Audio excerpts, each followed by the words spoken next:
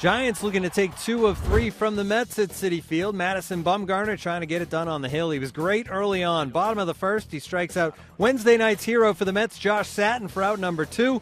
Then he sits down Daniel Murphy to end the frame. 5 strikeouts through the first 3 innings for Bumgarner. Top of the fourth, still no score. John Neese on the hill for the Mets, facing Juan Perez with runners on the corners. And Perez, the single to right center field. Hector Sanchez scores. That made it 1-0. The Giants would add 1 more in the frame and take a 2-0 lead. Bottom of the inning, though, the Mets strike right back. Satin on second, and Murphy comes through with the base hit to center field. That'll score Satin, and the lead is cut in half. It's 2-1. Later in the fourth, Murphy now on second. Hut shot by Juan Lagares, but Joaquin Arias, the nice stop at third base, and he throws to first to end the frame. Bumgarner settled down after that. Bottom 5, facing Travis d'Arnaud. Strikes him out for out number 1. Then Omar Quintanilla swings at 1 in the dirt. Hector Sanchez throws down to Buster Posey. Nice leaping grab out there. And then John Neese goes down to end the frame. Bumgarner, 9th K of the game. Bottom of the 6th now. Runners on first and third, 2 down. Bumgarner facing Wilmer Flores. Swing at a shot that hits Bumgarner in the foot. Ricochets over to Posey. He short hops it at first and then takes it to the bag. The inning is over. Kick, save, and a beauty.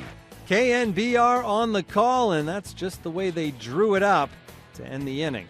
On to the bottom of the 7th, Mets threatening again with 2 on and 2 outs. Bumgarner's 110th pitch. He gets Eric Young to ground out to shortstop, and that was his final pitch. He goes 7 innings, allows just 1 earned run. He strikes out 10. He has 199 punch-outs on the year. Bottom 9 now, Mets with the tying run on second. Javier Lopez pitching with Sergio Romo unavailable, facing Anthony Recker. 3-2 pitch. Struck him out swinging. He came back with another curveball on the outside, and the Giants have beaten the Mets to take the series 2 out of 3. KNBR again on the call, so the pinch hitting Recker can't get it done, and the Giants win it 2-1. It's Lopez's first save of the season, secures Bumgarner's 13th win. Bumgarner now has gone 19 straight starts with 3 earned runs or less, longest streak by a Giant pitcher since Tim Lincecum in 2007 and 2008. The Giants will stay in New York to take on the Yankees over the weekend.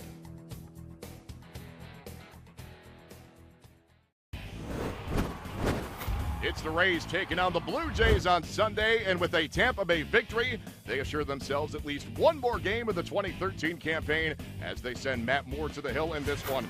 Todd Bretman already in a 1-0 hold top 1 as he faces Evan Longoria with 1 on and 1 down. Into right center field. That ball's pretty well tagged with Carey.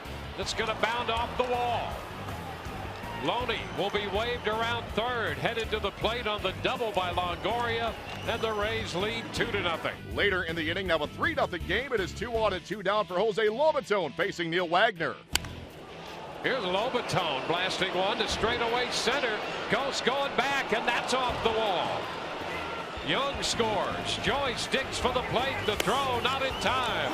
A 2-base hit for Lobaton, and the Rays make it a 5-run first. And part of a 6-run inning for Tampa Bay. As we go to the bottom of the 6th, it's now a 7-0 lead for Moore and the Rays.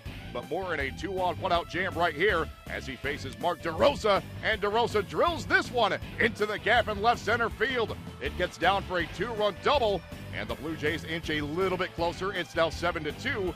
Moore was finished on Sunday following 5 1/3 innings of 3-run ball. Now we go bottom 7. It's a 7-4 ball game. Now it's Joel Peralta in some hot water. Second and third only 1 away as he faces Moises Sierra. That is ball 4 to load the bases now. Rays manager Joe Maddon comes out to talk things over with his infield. The home plate umpire tries to break up the conference, and then Maddon breaks out the potty mouth. He gets ejected for his troubles. My goodness, put the kids to bed. Now unclear if Maddon was truly upset with the umpire or just trying to fire up his troops. Whatever the case was, it certainly worked. As the next batter for the Blue Jays is pinch hitter Adam Lind, as Lind sends it up the middle, and the Rays turn 2 to close out the inning. Nicely done. It remains a 7-4 lead for Tampa Bay. But as we go to the bottom of the 8th, the Blue Jays not rolling over. They have another threat this time against Fernando Rodney. First and second, 2 men away. Rodney facing Anthony Gose as he laces this one into right field. A run comes home on the RBI single, and the Jays within 1. It is now just a 7-6 ball game. Two batters later, the Blue Jays have the bases loaded. It is Moises Sierra at the plate, and Rodney gets him on an 0-2 pitch as Sierra comes up empty. Rodney from there would go on to record a 4-out save, and the Rays hang on for dear life and pick up the 7-6 win. And combined with the Rangers' victory over the Angels, Tampa Bay and Texas finished the regular season tied for the second wild card spot, as the two teams will square off on Monday night in Game 163 for the right to meet the Indians on Wednesday in a one-game wild card playoff, with the winner of that game advancing to face the Boston Red Sox in the ALDS.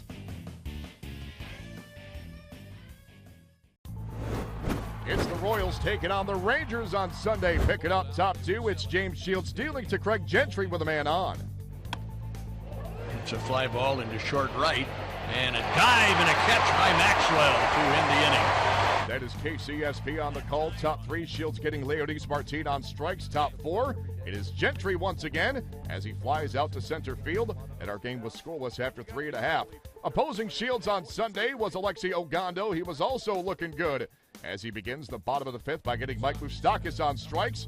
Two batters later, Justin Maxwell a wave and a miss. And now bottom seven, Ogando facing Salvador Perez with the high chopper. Nice play by Ogando to retire Perez. That was Ogando's final pitch following 7 shutout innings. Back to Shields in the top of the 8th as he faces Elvis Andrews. Bases empty, 2 men away as Andrews grounds out to short. That was Shields' final pitch following 8 shutout innings. Now we go top 9. The Rangers have a man at second base, nobody down for Adrian Beltre facing Greg Holland. Beltre flies out to left, that's out number 1. Alex Rios attempting to tag from second and advance to third. Bad decision. Alex Gordon guns him down. We'd go to extras tied, 0-0. Now bottom 10. The Royals have the bases loaded, 2 men away for Justin Maxwell as he faces Joakim Soria. Swing and a high fly ball deep into left field. It is gone. A grand slam from Maxwell. Bases loaded, 2 outs, 3 balls, 2 strikes, scoreless tie in the bottom of the 10th inning, hoping for ball 4 or a single, and he hits a grand slam to win the game. KCSP once again, what a win for the Royals as Justin Maxwell's walk-off grand slam gives KC the 4-0 win, keeping the Royals 3.5 games off the pace for the second wild card spot in the American League. Meantime, the free-falling Rangers now 1.5 games off the pace. With their 82nd win, the Royals securing their first winning season since 2003.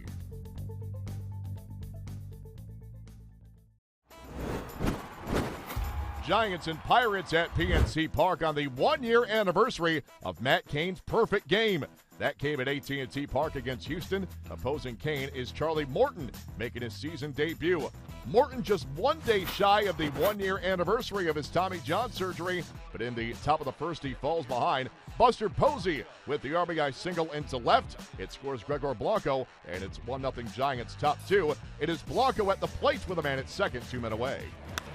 Ground ball past Morton into center field. That's a base hit, and it will get Nick Noonan home. Around third he comes, and across the plate, the Giants have a 2-0 lead. Courtesy of KNBR, let's check out Matt Cain. He was looking good in the bottom of the second. Pedro Alvarez, have a seat. And then in the fourth, Alex Presley looks a strike 3. Cain, a no-hitter through 4. Top 6, it's a 4-0 game.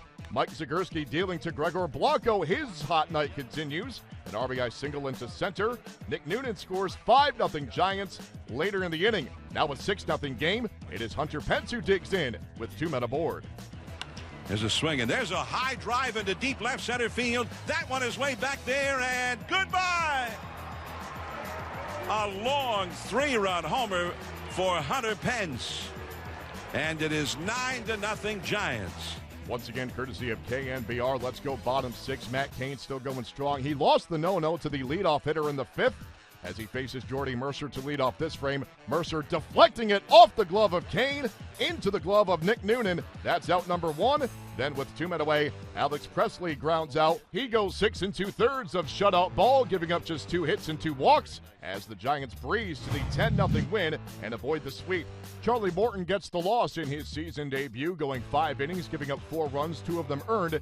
In other news, the Pirates placing A.J. Burnett on the 15-day DL with a right calf strain.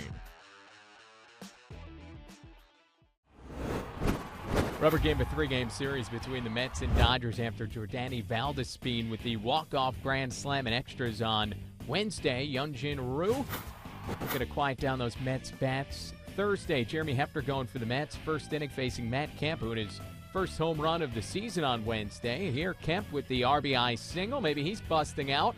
Carl Crawford comes in to score. Dodgers take a 1-0 lead. But more good than bad from Hefner in the second inning. Justin Sellers back to the mound, start of a 1-6-3 double play. Ike Davis with the nice play over there at first base to tag the helmet of Sellers and complete the double play. As for Ryu, bottom 4, Marlon Byrd up with 2 on, 1 out. Tawana Uribe touches third for 1 across to finish off the double play. Then bottom 6, it's 1-1 now. Men at second and third. Ryu facing Ike Davis. Nasty. But this time, Ryu gets his man. Ryu goes 7 innings, gives up 1 run on 3 hits, strikes out 8. In the 7th, Matt Kemp at first. Hefner facing Andre Ethier, flies out to right. And then Kemp could have tried to tag and go to second. Marlon Byrd able to gun him out. Hefner goes 7 innings, allows 1 run on 3 hits. Not a great decision there from Kemp. Jump to the bottom of the 8th. Kenley Jansen on the hill. And Jansen able to strike out David Wright with 2 on, nobody out. Then, after a Lucas Duda flyout, he puts down Marlon Byrd. End of the threat to the 9th inning. Men on the corners, 1 down. Andre Ethier up. Into right center field. That's going to get down. Punto strolls in. Kemp barreling over to third. And the Dodgers have regained the lead. So Ethier with the big hit to give the Dodgers a 2-1 advantage. Then Juan Uribe. And no play going to be made here. An infield single. Kemp comes in. Dodgers take a 3-1 lead. To the bottom of the 9th, Brandon League on to close it. And Ike Davis over the wall, touch him all. His 4th of the season. A solo shot, and the Mets within 1. But League able to settle down. Now with 2 down, gets Mike Baxter to ground out to first base. Dodgers win 3-2. League not perfect, but earns his 6th save. The win goes to Jansen, his 1st of the season, and the Dodgers take 2 of 3 at Citi Field.